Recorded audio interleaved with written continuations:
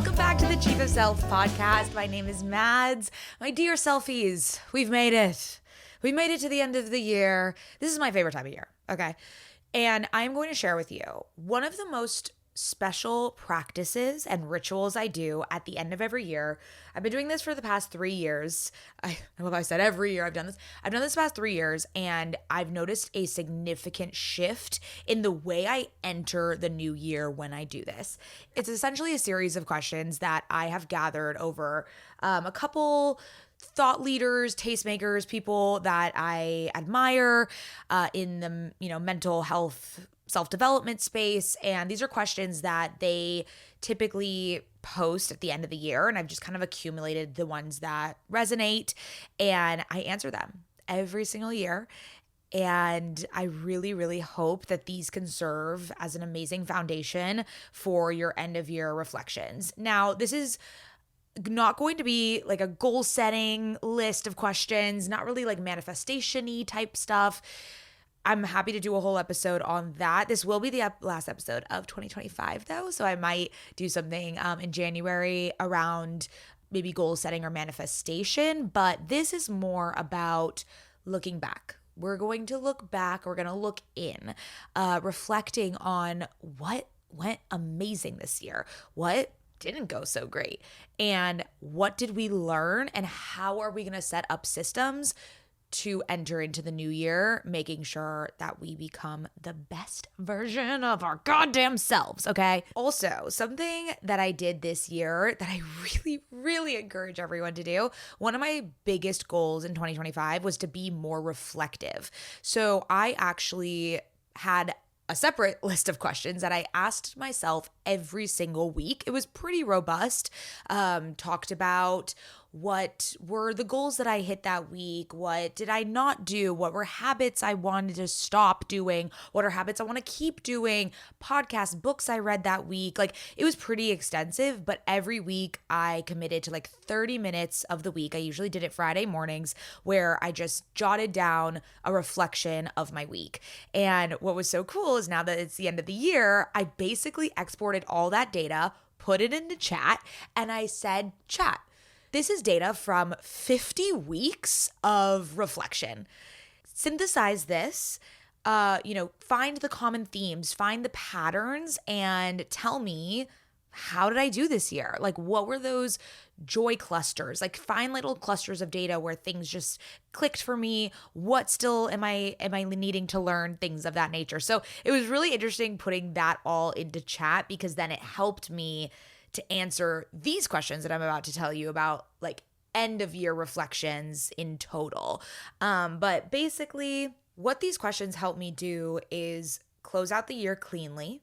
You're going to be able to release what you don't need anymore. All the limiting beliefs, all the bullshit, okay? I'm going to go through some of the stuff I need to release.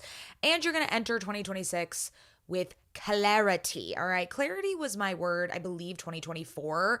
I think it's my word every year, because every year I try to achieve clarity, and it's such a difficult mindset to embody the whole entire year. It's not really my default, being clear and having like a clear path. So sometimes this year, when it wasn't clear, I just kind of leaned into the chaos. I leaned into the uncertainty, which I think is also a great skill. But every year I'm just like, can I just get some goddamn clarity? Can I just a little glimpse of clear-headedness would be fabulous, or like any, sign that I'm going in a direction that's the right one, So these questions help you kind of go into 2026 with a little bit more of that clarity. And I think that's why I'm drawn to reflection so much, because I'm just trying to make sense of things. Like, I just want to be clear. Okay, that exerted a lot of energy. All right. Let's start off with the first bunch of questions. So these are by Sahil Bloom. If you do not know Sahil, he is just probably one of my favorite content creators on the internet. He is like a self-development guru. You have to, you can follow him on any of his socials, but his newsletter is like really where the wisdom seeps through. I love these two questions he always asks at the end of the year. What created energy this year and what drained energy this year? He talks a lot about organizing your calendar in energy savers and energy drainers. Like what gave you energy, what drained your energy, and try to eliminate or outsource everything that drained your energy. So that's like in a work context, but in a life context, it's also the same. Like, are there people that drained your energy? How can we try to distance ourselves away from those types of people in your life? So for me, what created energy? This was the year of the walking pad. So if you don't follow me on Instagram, you should, because I would love that. I would love to see you there. But this is the year I got a walking pad. And that was because I was prepping for my wedding. This was the year of the wedding it was like pre-wedding, post-wedding was how my year was broken out into. But I got the walking pad to prep for the wedding, wanting to feel my best in my body. And it is a complete habit that has stuck like glue. Like I cannot get off this fucking walking pad. I'm addicted to it. It's the best thing that I purchased in 2025, and it was the best habit that I developed.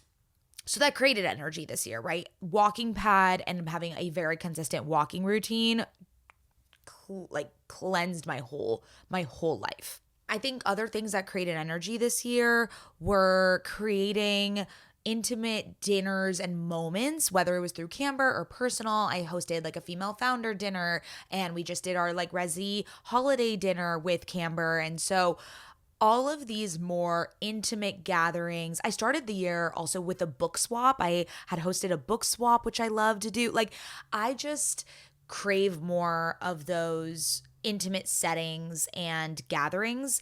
And obviously, since I, work with a lot of restaurants for Camber, I'm able to host them there. And that feels just very authentic and organic and ties everything together. And so that really created energy this year. I networked like a motherfucker this year, and not in like a way where I was trying to find mentors or people above me or investors or things of that nature, which, I met some people like that. It was more connecting with other content creators, other entrepreneurs, people that were at my same level. I call that parallel networking, when you're networking with someone that's in the similar boat to you. I just find those types of people to be so helpful for me when I need an accountant, when I need help with how to hire someone. Like these people are in the trenches with me. They understand how it is to build a business at this exact same time. And it feels like we're in this cohort that we have grown up in business together. So I made a lot more of those connections this year. So that was something that really, really created energy. Another has been about creating content freely without shame. That's been a huge thing I've been learning, is how do I create content that just feels so me, where I don't care about metrics. I don't care about how many views it gets. I want to create content and just fucking care about that. Just have it be a creative expression and something that I'm so giddy about. And I know everyone talks about how, it's the ones where you don't even care about what you posted and that goes viral. I don't necessarily think that's true. Like, yes, of course, there have been random things that have gone viral that I didn't expect to, but there are many times where I'm so passionate and I love what I've posted and I get so giddy and then it flops, but I don't care. Like I'm just wanting to create freely and not care about the metric or the reach. Like to me, I view my personal Instagram and brand as just a creative outlet, and I really want to keep leaning into that in 2026 and completely rid myself of any shame when like things flop, And then what drained me this year, I've been dealing with a lot of body image stuff, which I definitely need to do a whole other episode about, but I really overate a lot of the year. I underate a lot of the year leading up to the wedding, which then kind of brought me into a binge cycle after the wedding.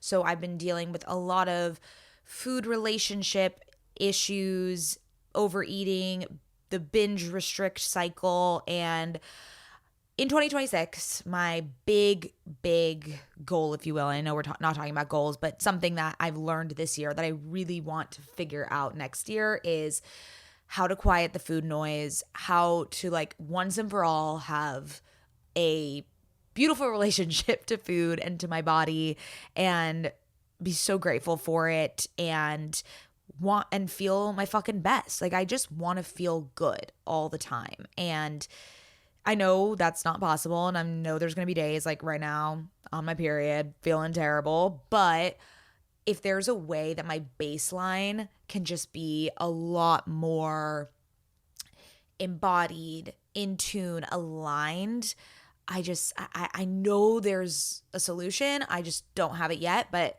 I will get there. So that is a big one that I've learned this year. What these two questions will tell you are the difference between things that look good on paper versus things that actually fuel you. So things that just light up your soul. So don't write down what you think you should answer, what you think is the right thing. Like really be honest with what lights you up. And let's follow more of that in 2026. Okay, next, we're still on the Sahil Bloom kick. This is the honest inventory of your life, okay? This question blows my mind every time I ask it to myself each year. What did I not do because of fear? Now, I used to be a very fearful person prior to starting Camber. I was really scared of putting myself out there on the internet. I cared what people thought of me. I felt very fearful, fear of failure. And a lot of that has been out the window. I really have conquered that fear of failure for sure. I'm very much like we're just gonna fucking jump off the cliff and build the parachute while we skyrocket down the cliff.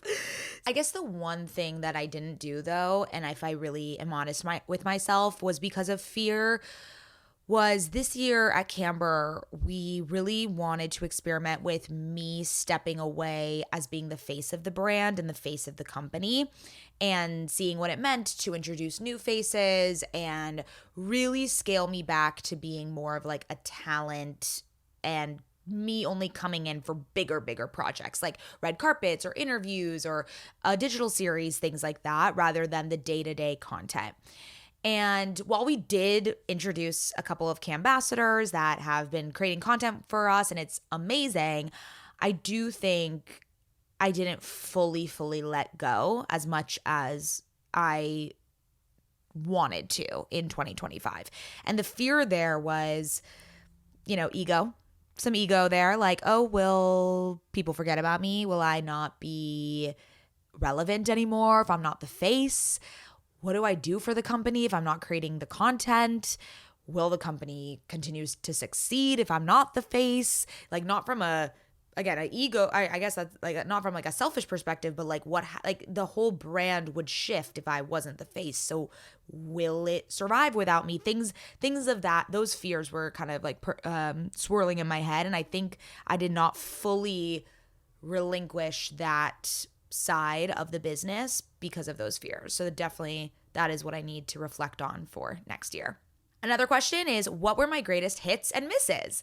I mean, I got married in 2025. That was like the hit of the hit. Obviously, this year was a huge milestone year for me. If it wasn't for you, that is totally okay. I honestly think years where years that are made up of those more simple pleasures, little moments that add up to an incredible year are equally as amazing as the big milestone years. But yes, I did have a milestone year. I got married. We had our dream wedding. So I would say that was a greatest hit. I would say that. Another greatest hit was building Camber while being self-aware, really being self-aware as a leader with my boundaries, with what I was willing to input into the business. And we had our biggest year yet in terms of revenue, in terms of the team. We brought on so many people to help us with different aspects of the business. And I was able to relinquish little control in ways that will just allow us to 10x in the future. So that was definitely a greatest hit. Some misses were, I definitely overcommitted myself and overbooked myself. I know I said that I networked like a motherfucker, and I did, but I think in 2026, I need to be a little more intentional about it because it led to burnout really quick. Like, I just have to have some rules and parameters around, okay, I can go out to 1 or 2 dinners a week, not 5 dinners a week, right? So there's just going to be a little more rules and structure around my energy when saying yes to social obligations. And then super simple, what did I learn this year? Right? That is such a good one to answer. And it could be learning about yourself, learning things about the world, learning, mindset shifts, anything really. Something that really hit me in the face, and I actually learned it like last week, which is kind of getting down to the wire, was I am already living a lot of my dream life. The other day I was doing the To Be Magnetic end of year challenge. If you want to work on like manifestation specifically, I would do their challenge that's going on right now. But a question was, what does your life look like with this manifestation in your life? Like, what does it look like? What does it feel like?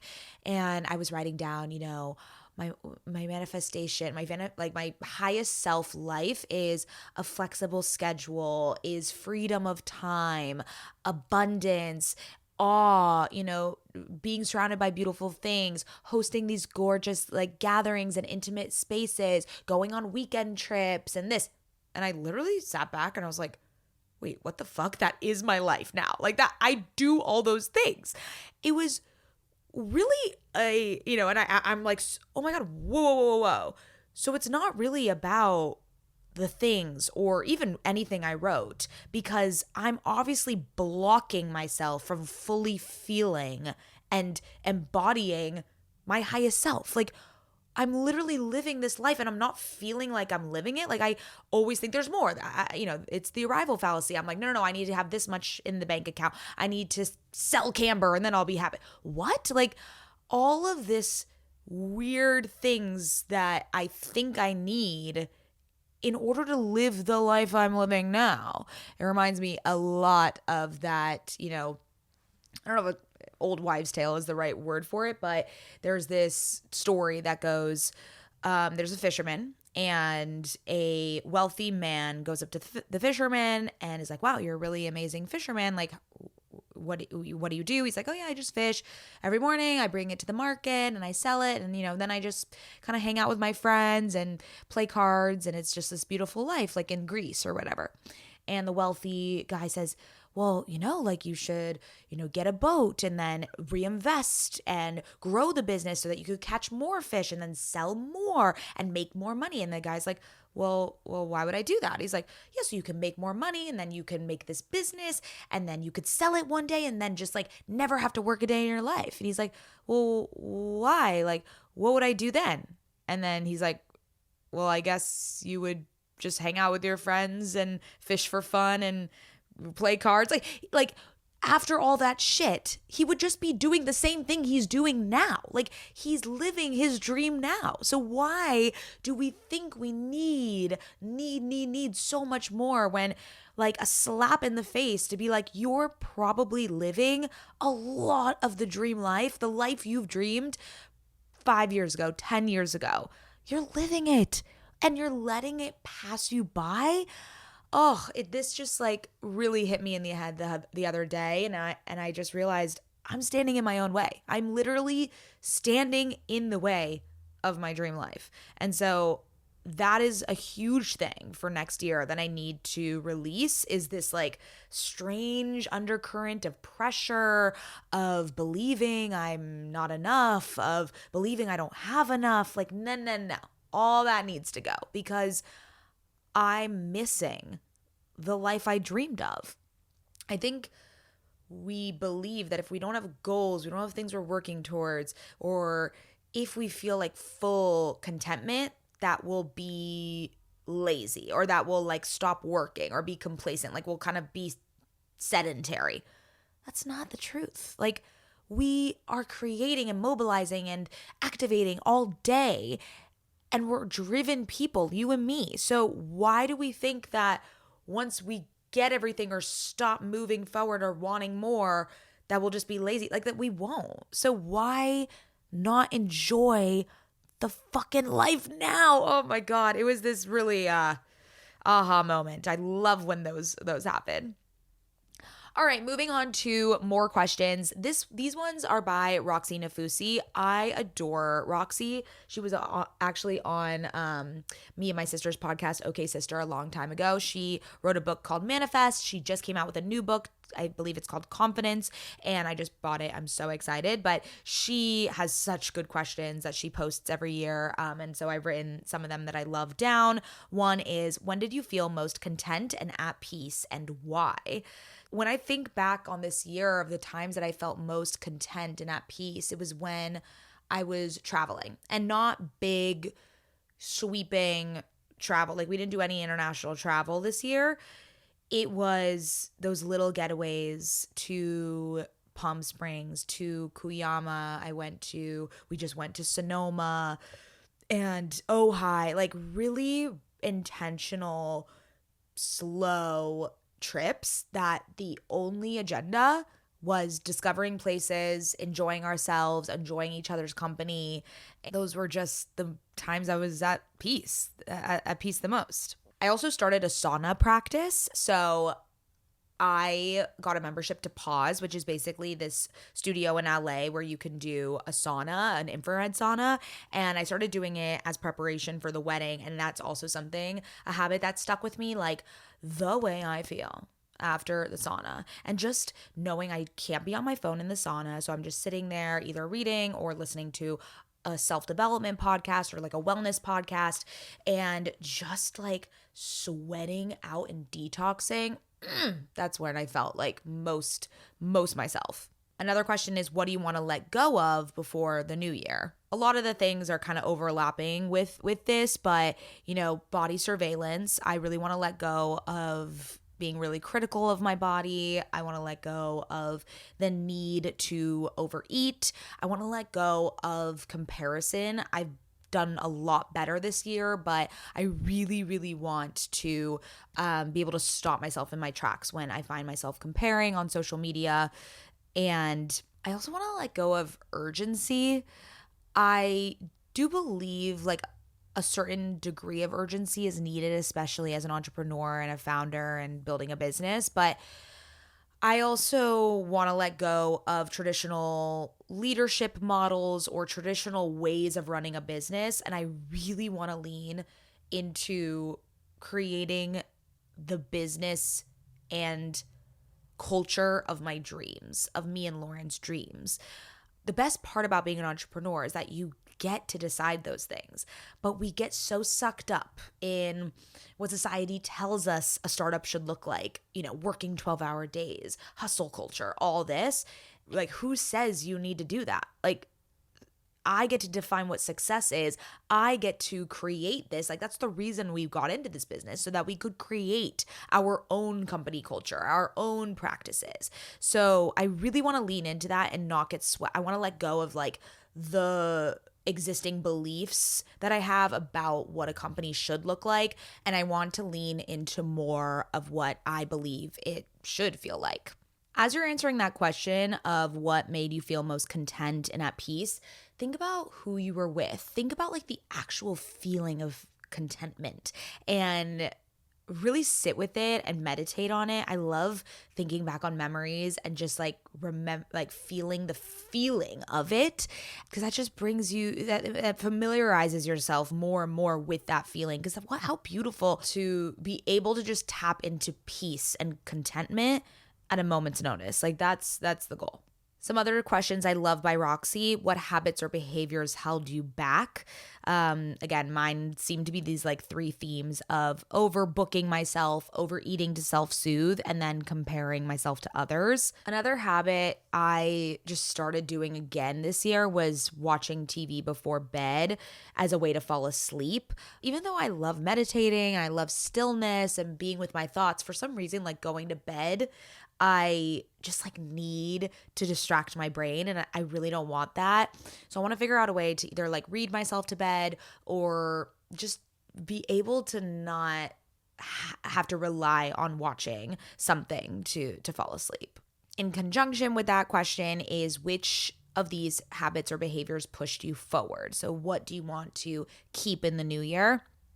For me, I also started strength training this year. Again, a lot of these practices were leading up to the wedding, and then these are the ones that stuck that I am so grateful they stuck. I love strength training. I love how it feels in my body. I love the way my body looks after it.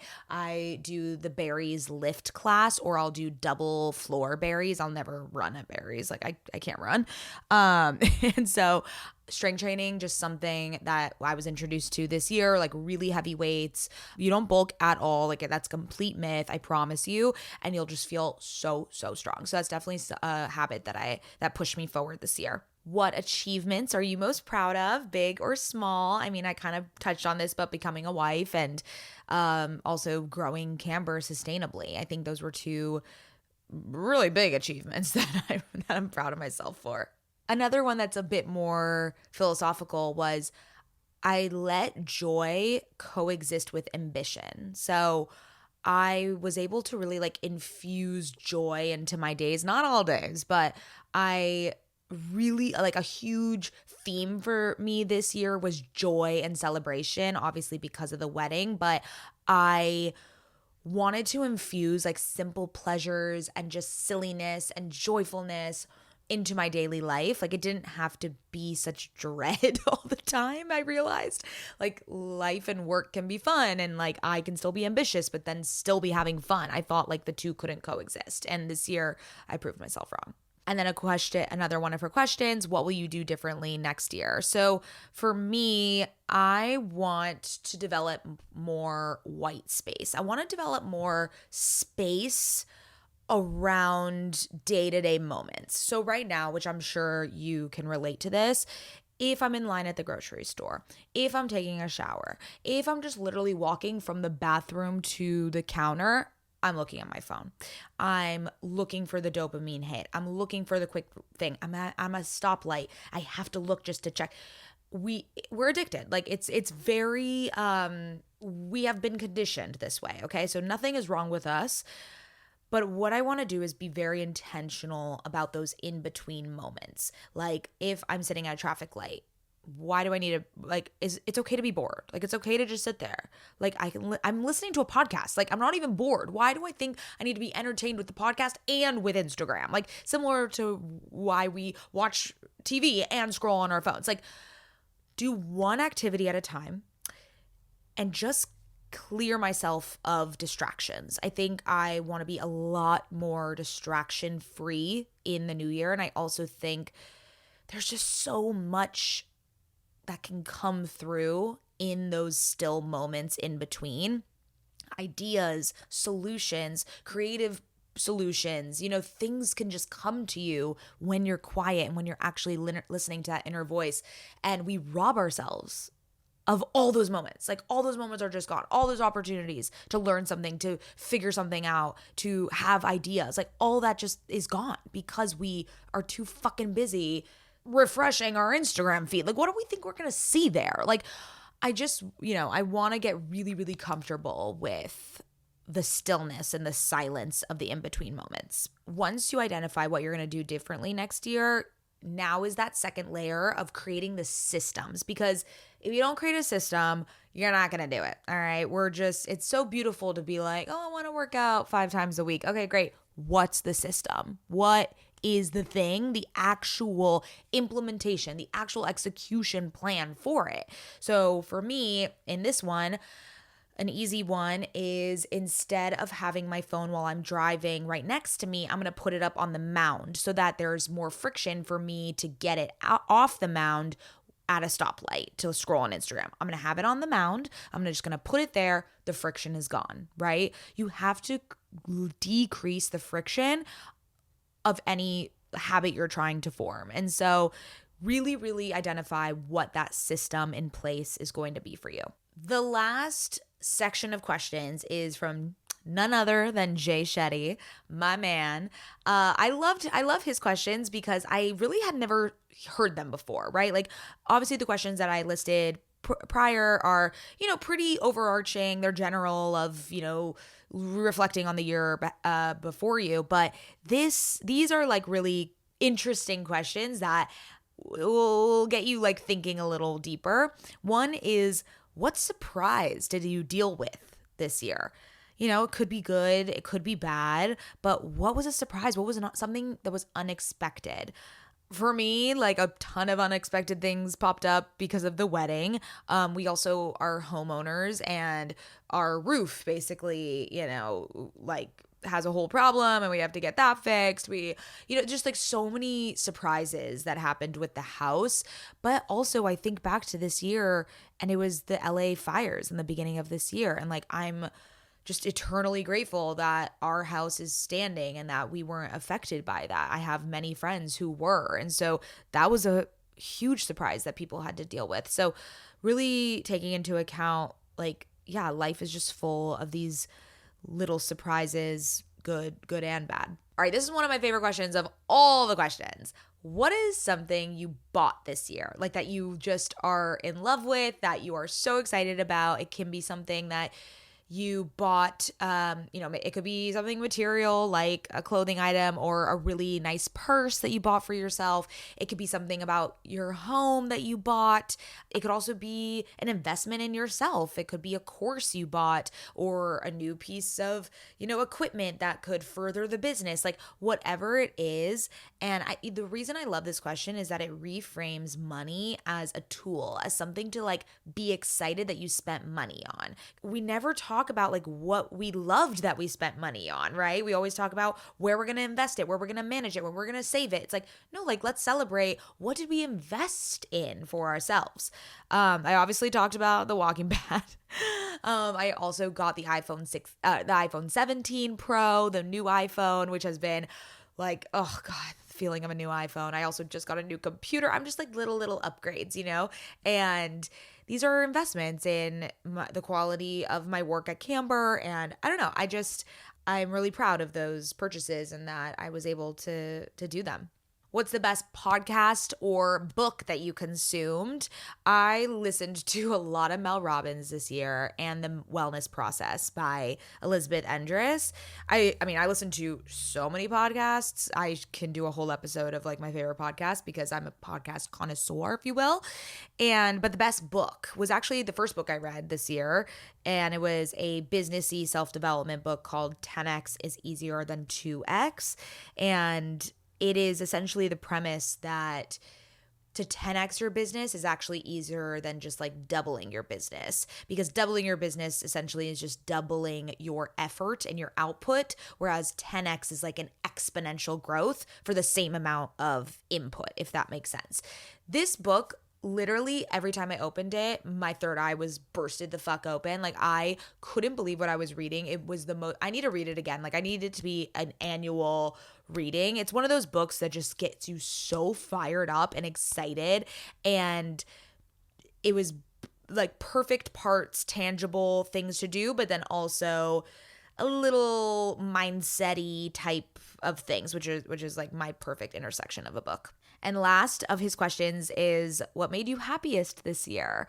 One of my biggest themes was joy. So reflecting back on little happy moments, like when I went to Lake Arrowhead with my family and baby Lily, anytime I was with baby Lily and bonding with her, we were dancing together and I was able to see her grow up this year. I mean, there's just so much joy in my life. And although it seems fleeting, those little moments, if you take stock of them and just really, sit with just these beautiful, happy moments, they just, they make me like feel all warm and fuzzy inside.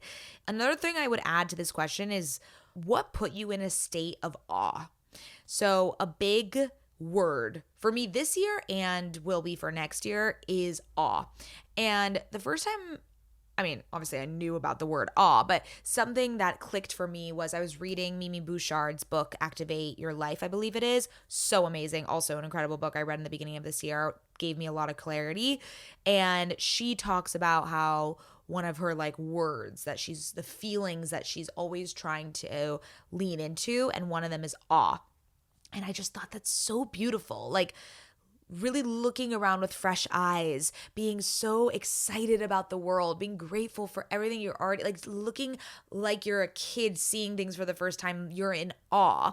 And that was a word I carried through this year and I tried to lean into. And it's definitely like, I think it's going to be the word of my life. Like I think it's even a greater feeling than happiness and joy. It's this like deep appreciation for your life. And it also kind of sprinkles in happiness and joy. So, all right, those are the questions. I hope that was helpful. And I hope these questions give you a lot of clarity on how fucking amazing your life is and what are things that you get to look forward to updating in 2026. I love you guys so much. This was, making a podcast, a solo podcast, was something that I had been called to do. I just kept getting this ping of start a solo podcast. And, I literally am in my bedroom or my guest bedroom in a corner. I have a makeshift studio, all this stuff I just bought on Amazon, and I made a podcast by myself. But I'm just so grateful that you get to tune in and you're choosing to tune in every week. It really, really lights my soul up to share these things with you. I just feel like I never had an outlet to share these types of thoughts with people. I don't know, short form is just so fucking short, as we know. And I just think these types of conversations and musings and stream of consciousness, like this belongs in this medium on a podcast. And I'm just so grateful that you're here to listen. And I would love to hear from you. Please send me a voice note. Please comment, rate, review, whatever you have to do. That would be so, so helpful for me. And have the best next couple weeks, last weeks of 2025, and really soak in the holidays. And I just hope you have an amazing happy new year. Okay, bye.